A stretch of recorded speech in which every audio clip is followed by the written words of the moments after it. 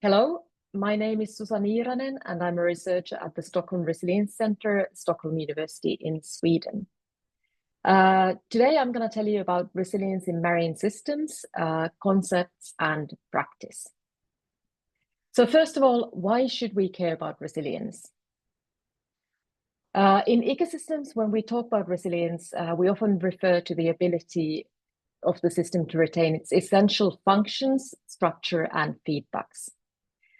Particularly when faced with external stress, such as, for example, climate change. This means that resilience, it often implies a degree of predictable behavior, and this actually makes it a key characteristic valued by managers. When I say this, I want to remind you that resilience as such does not include a value in it, so it's not always a positive feature. It could also be that our ecosystem is in a bad condition and it is resilient when we try to make it into the better condition. In the context of ecosystem services, then, resilience, it supports ecological stability and often ensures the sustained delivery of benefits to people. And that is also why it's very wished for characteristic. And when we map current resilience, or we try to discover or measure resilience promoting properties, this contributes towards our understanding of the safe operating space in the social ecological systems. And that's also why studying and exploring resilience has its value. So if we go into the marine systems, regime shifts and loss of resilience has often been observed and studied in several marine and ocean systems during the past decades. We have examples, for example, from the Pacific Ocean, Baltic Sea, Northeast Atlantic. And this kind of change could be, for example, a crash in the fish stock, which would result then via trophic cascades into more broader ecosystem effects and change in the system state. In the Bridge Black Sea project, we have assessed the resilience of the Black Sea ecosystems and social ecological systems, and we identify also key ecosystem functions that provide for sustainable ecosystem service production under different social and ecological conditions. And we do this by identifying key state variables. These could be indicators, drivers, as well as the relationships. We analyze past tipping points, as well as the current state of social, ecological, or ecosystems and their resilience. And we also study ecosystem tipping points and ecosystem service resilience in future scenarios using modeled data. Then both quantitative and more qualitative resilience assessment methods are used in this project. And this is because we don't always have a wealth of quantitative data available. So then why is it particularly urgent now, and particularly in ocean systems, to study the resilience? And this figure explains a lot, in my opinion. So during the past 20 years, we have gone through something called the blue acceleration. And this means that many of the sectors, the blue economy sectors, they have actually exponentially increased globally and also in the Black Sea during the past 20 years. And this means that we have a lot of activities in the sea, and we don't yet know what is the combined effect on our ecosystems and social ecological systems. The same if we look at this on a spatial scale. On the left-hand side, you have something called cumulative impacts on the ocean. So this is the human impact that's present on ocean surface. And if the color is red, we see that there are multiple impacts on these ocean areas taking place at the same time. And you see also very clearly from the beginning that a lot of the surface is covered by red. The only areas where we don't have a lot of multiple impacts caused by humans are the Antarctic and the Arctic Ocean. And that's also bound to change when the climate is getting warmer, they get more accessible, and also the technology is getting better. What you see on the right-hand side is that this quite recent study where Juan Rocha has studied the ecosystem resilience in the oceans using ocean color as an indicator. And according to his analysis, 24% of the ocean ecosystems already show some kind of resilience loss. So these things are currently happening, and they're happening globally. So then if we lose resilience, the result often is regime shifts. And this is quite a large scale perturbation that affect the system function, state, as well as feedbacks. A couple of examples we have of this is, for example, the bleaching of the coral reefs.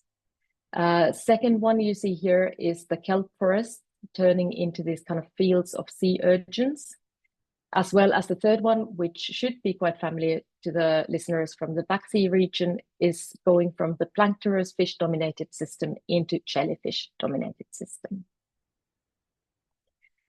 So then I would like to go through a couple of definitions that have to do with resilience. These are particularly ecological and engineering resilience. So what you see here are very simplified figures of how you can think of resilience in ecosystems. So if you take a look at the figures, you see the ball in a cup in both of them, and the ball is now describing the system that you are looking into. It could be your ecosystem, for example, the ecosystem of the Black Sea. The basin where the ball is, or the cup, it's called basin of attraction, and that is kind of giving you the conditions for the system that it is in. And now the shape, the depth, and the deepness of the basin, they do define how resilient your system is to external perturbation. If you look at the high resilience state here on the left-hand side, you can see that it's much more difficult to push the ball or the system out of this basin and the ecosystem state than on the right-hand side when it's low resilience system. Also, the recovery of this system is faster than the one in the low resilience state.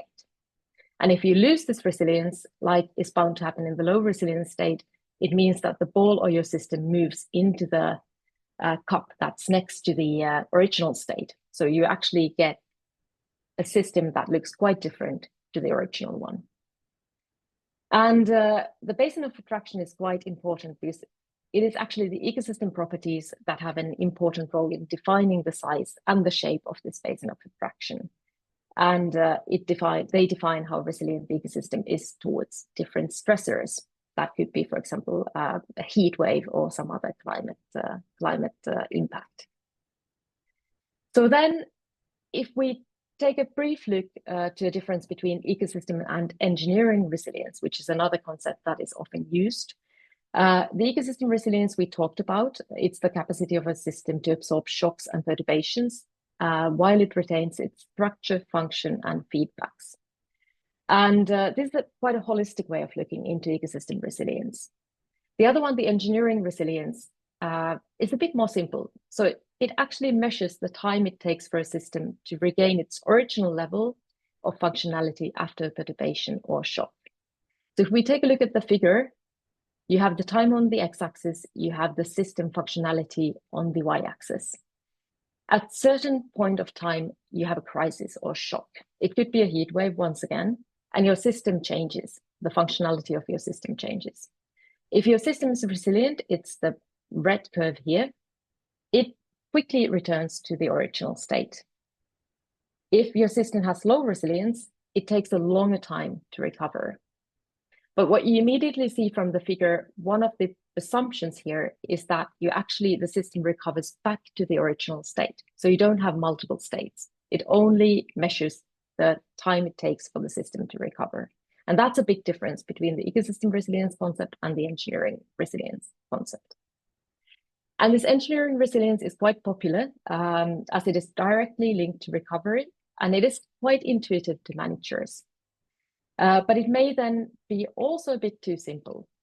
So after disturbance, for example, the system recovery can be quite unique as it depends on system complexity as well as multiple driver interactions. And this is particularly true in the ocean ecosystems. After recovery, the system, it may look similar what it was before, but it often is not exactly the same. So it may function differently, which then has significance for management of the system. And if you take a look at the figure on the right-hand side here, if you take a look at the panel B on the regime shift, you see that that describes the classical case where the drivers, in this case, increasing nutrient inputs, they increase and the system changes state, the red line. But when you go back, you decrease the drivers and the system, it flips back to the original state where it started from. But this does not happen in the panel D. So it's the same drill, you increase nutrients, the system state changes. But then when you decrease, the system goes towards the original state, but it never returns exactly to it. And this is kind of a shifting baseline phenomena. And it's pretty important when you're thinking about the resilience and loss of resilience, particularly if you're talking about the engineering resilience. Then there are more definitions. So we are also talking about social ecological system resilience often. And oceans, when we look at them, almost always you need to look at them as complex social ecological systems. What I mean by social ecological system is that you have the ecological processes and ecological components on one side, and you have the social processes and social components. For example, actors, different, you could have fishermen or you could have decision maker. At the same time, these two come together in social ecological interactions in the middle, as you see from the figure. This social ecological system, it is then bounded by political and economic conditions, as well as large-scale biogeochemical conditions that we need to take into account as well. These kind of social ecological systems, they are tricky because they are not so easy to understand. They are not so easy to predict. And that's often because the sum of the different components, it is not the exact sum of them. So 1 + 1 is hardly ever 2 in these systems, but you have emergent properties, you have adaptability, etc. If you take a look at the other figure, it's just to illustrate that when we're looking at the marine ecosystems, you have often proximate interactions, you have your seawater temperature, you have your nutrients, pollution, fishing that you see at the regional or local scale, but also you should consider the distal interactions such as economy, technology change, urbanization, CO2 emissions that also affect your regional or local system. And this makes things a bit more complex. So then if we talk about social ecological system resilience, this means of the capacity to sustain human well-being in the face of change and buffering shocks and through adapting and transforming. So it's a bit different. So here we have the beginning is the same, we buffer shocks, but then we add adapting and transforming. And if you take a look at the figure on the right-hand side here, you have the adaptation on the left, and you see, if you remember this ball and cup that we talked about, you see that in adaptation, you actually change the shape of that cup or the basin of attraction and try to still keep the system by doing that in a certain state. In transformation, you actually actively push the system to another state, but that's a wished for state that you want to be in. So in a sort of way, that's also resilience. So then it's a big question. Persistence in resilience, is it always good? So we talked about that resilience does not have a per se value. It's not either positive or negative without a context. And for a long time, resilience has been focusing on absorbing shocks and maintaining the function of the system. And there are benefits of this because of the predictability. However, there are other aspects as well we should take into account. For example, capacity for renewal, reorganization, and development. And these are likely to be more relevant, for example, when we look into the sustainability and sustainable development of, for example, a blue economy. In resilient social ecological systems, also disturbance, it actually has a potential to create opportunities for innovations as well as potential transformation. And this is all something we should consider when we do address resilience, particularly social ecological system resilience in ocean ecosystems. There's still one more specific case of resilience that we often look into in the ocean case, and that's the ecosystem service resilience. We want to keep the system producing our fish. We want to keep the system capturing our carbon to mitigate for climate change. And we wanted to produce our services like possibilities to swim and do touristy activities like boating. And there are a couple of properties that actually are thought of promoting this resilience. These are diversity and redundancy. You think if you have diversity, biodiversity or diversity in actors, that may support resilience. Connectivity is one. You want to have enough connectivity so that your system can recover fast, but you don't want to have enough so that, for example, diseases do not spread. And then there is this understanding of slow variables and feedbacks in a system. Then there are also some key attributes on the governance side. you want your governors who are managing the systems to understand social ecological systems and complex adaptive systems. You want them to know that 1+1 is not 2, and also which components are important. Learning and experimentation is important, so is participation, as well as polycentricity, so that the power of making decisions is distributed. So then we go into the resilience assessments within the Black Sea context, and a couple of examples that are linked to the Bridge Black Sea project. As I earlier mentioned, the Black Sea has earlier experienced a regime shift that we know, and which is well prescribed. So it is one of the marine ecosystems where we know that these dynamics actually have historically taken place. And the key change was going from the planktonverse-dominated system into the jellyfish-dominated system after the jellyfish Nemiopsis was introduced into the system. And then there were cascading effects all the way down to the level of phytoplankton affecting eutrophication. So resilience assessments, we did these using time series data where we had it. And with these assessments, we explored the dynamics of Black Sea ecosystem and social ecological system resilience. In the social ecological system side, we focused on fisheries, largely due to data availability. And we used in our analysis available monitoring time series as well as modeled data. And what we did here, it was 3 key things. We studied different ecosystem and social ecological system states, now in fisheries mainly, and also the entire ecosystem, and how they respond to drivers. We identified tipping points, and we also assessed the distance of the system to these tipping points. And when I say that we did this in the Black Sea, I mean that we did it both at the basin scale level, but we also did it in the pilot site areas that we had in the project. And more clearly, or specifically, we did it in the EEZ, so the exclusive economic zones of the Black Sea bordering countries.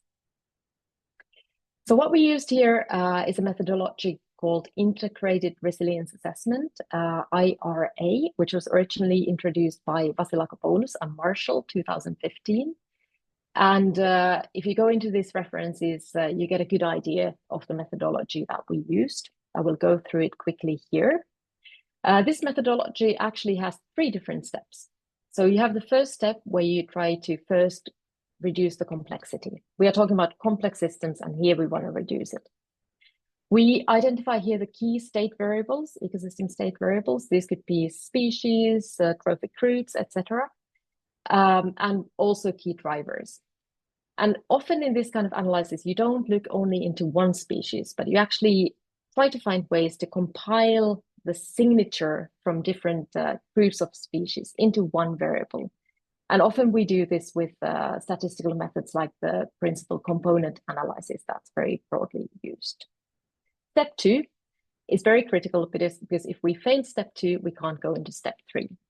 In step 2, we explore the driver-state relationships and potential tipping points using statistical models, general additive models, and threshold general additive models, so GAMS and T-GAMS. And with these models, we identify what is the type of response of the ecosystem state or the system state to change in key drivers. And if we see that there is no change in this response in time, it's always the same, then we need to stop here. Then we do not have different ecosystem states. But if we do have different states and we have this breakpoint in between them, we go to the step 3, which is resilience assessment. And here we explore relative resilience in time. So we get kind of resilience indicator and we draw resilience landscapes.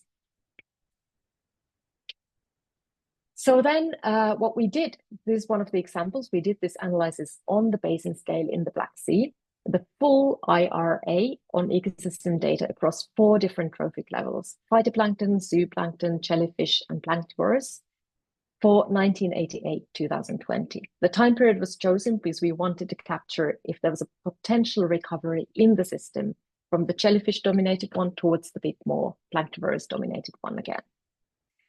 And we did all these steps. We identified a shift at around 2005 when the system was shown to change state, possibly towards now the previous conditions. And if you take a look at the figure on the right-hand side, which has the yellow, green, and red colors, I can walk you through what does this figure actually mean. So on the x-axis, you have the environmental stressors. On the y-axis, you have the system state. And now this is a combined indicator of the 4 different trophic levels. So the signal of all the trophic levels is in there.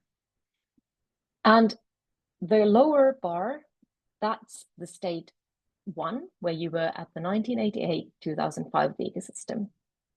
But what has happened then is that the environmental stressors, they have decreased from the 1990s, early 1990s, towards the 2005. So you go backwards with a line and you end up at the point F1, which is the first tipping point. So there has been reduction in the environmental stressors enough for the system to actually shift state to the upper bar, which is the second state, where we are currently, according to this analysis. And when you even reduce the drivers a bit more, you still stay on the same state, but you see that the ecosystem is actually towards the 2016, 18, it's getting more resilient. So it's the green color. And when it's more resilient, it means it's further away from the tipping points and is closer to the states. And the 2 tipping points we identified was the 2005, when the system flipped towards the what we can say is original state if we have the data from 1970s in as well. And then there's the second tipping point, which we would need to reach if we increase again the environmental stressors enough to reach the second tipping point. We could assume, based on this analysis, that the system would then flip again back to the lower state. So that's the theory behind these kind of graphs. If that will happen, we don't know because we haven't seen that yet. So then we did the same kind of analysis. This was the basin scale, but we did it also on EEZ scale for each country. And now we did it on a social ecological variable, which is fish landings. And here we used the Sea Around Us database that's available for, I think, all countries in the world. As this is the very data limited region, this is one of the few data sources we actually had to do this analysis with. And the data we had was from 1960s to 2020. And these figures you see here are for the different EEZs and landings, fish landings from different EEZs, the most landed species. And the time is on the on the x-axis. So when you see the red color, you have a lot of that fish caught or landed. And when you see blue color, not so much. And when you see the graphs going from red to blue, you see that there has been a change in time. So what we could already see from these plots was that there was quite a lot of change in the landings composition in time at every EEZ, but also that there were many differences between the EEZs, both in the landings volume as well as the species landed, as well as the temporal signature of the species landed. And this means that it actually felt relevant that we do this analysis also on the EEZ level scale and not only on basin scale. We did the full, this time we call it social-ecological system, IRA, because we use fish landings as our indicator. Fish landings are also affected by things like technology change, economy, etc., in addition to the fish stocks that we have. And we included stressors, multiple stressors here. It's sea surface temperature for winter, which is thought to affect particularly the ecosystem or fish in the region. NAO, East Atlantic West Russian Index also, both are climate indices as well as fishing effort. And these 2 figures you see, which are now the ones, the landscapes on the left-hand side, we have examples for Bulgaria and Turkey.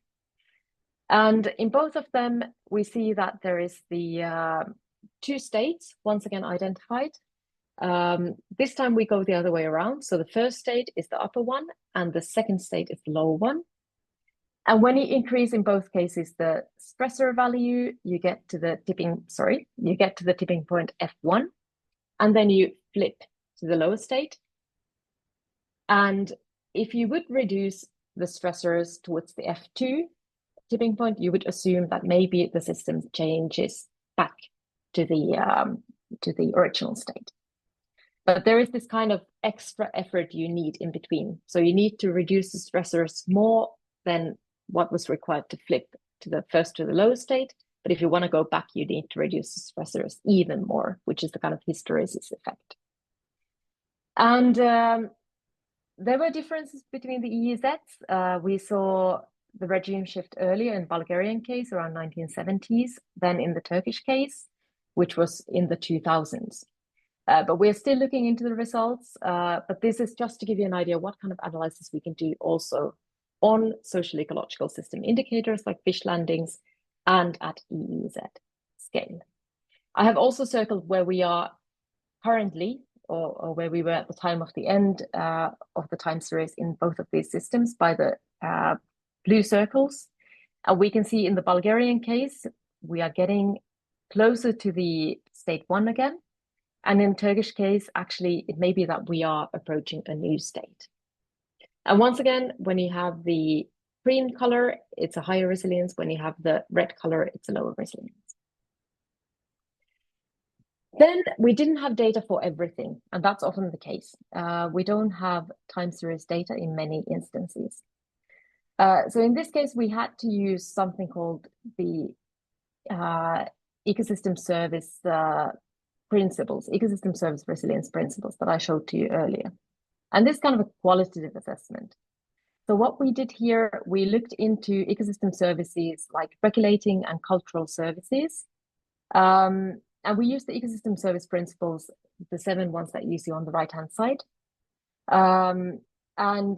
We tried to use them to identify what kind of features in these systems either promoted or hindered resilience. And we sent a questionnaire to regional or local experts containing ecosystem service specific questions. And they were really relevant and tailored towards these 7 criteria. In this questionnaire, then the respondents, our experts, they were asked to provide their answers on a Likert scale, 1 to 5. So they have to score their answers for different time periods, 3 different time periods. And this kind of similar method has been presented in Salomon et al. 2019. So I would refer to that if you want to know more details about the methodology. But this just quickly to show what kind of results this kind of more qualitative assessment can give you. So this is a cultural ecosystem service example. And now we have divided the responses into 4 different main categories. We have the diversity and connectivity, and then management and governance side, and we have the stressors. And the PS1, 2, 3, and 6, they are different pilot sites from the Bridge Black Sea project again. We see that in all of them, it seems that in time, if you look at the period 1990, in most of the cases, the conditions have actually improved and become more suitable for resilience. We see this when it has to do with diversity, connectivity, as well as management and governance. And once again, remember, this is the expert-based assessment.